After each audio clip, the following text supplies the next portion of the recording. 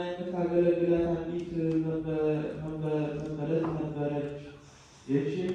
ይህችም የዋሂት መበለት ትጾምና ትጸልይ፣ በጸሎቷም ፍጻሜ ስለ ሞቷ ትጸልይ ነበር። የበጎ ስራ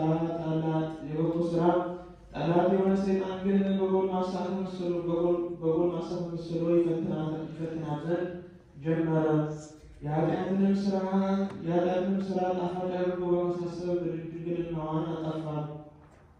ከዚህም ስራ በኋላ ስለ ስራዋ በታላቅ ለቅሶ ንስሐ ገባች። መምህረ ንስሐም እንደሚገባ ቀኖና ሰጣት።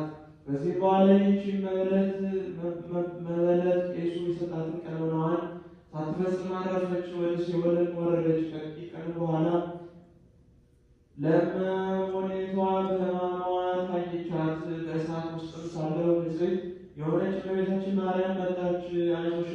አይዞሽ መጥቼ ያድንሻለሁ፣ ፈቃዴም የሚፈጽሙትንና ትእዛዜን የሚጠብቁትን ሁሉ አድናቸዋለሁ፣ አትፍሪ አለችኝ። እመቤታችን ቅድስት ድንግል ማርያም የምትጸልየው ጸሎት ጠቅሞሻልና ብላ ነገረቻት። ደወል ሲደወልም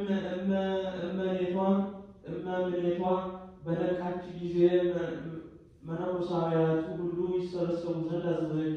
ያችን መበለትም እንደታየቻት ነገራቸው። ቅድስት ድንግል እመቤታችን ማርያምን በጥንቃቄ ሆነው በፍጹም በልባቸው ያገለግሏት ዘንድ አዘዘቻት። ልመናዋ ክብሯ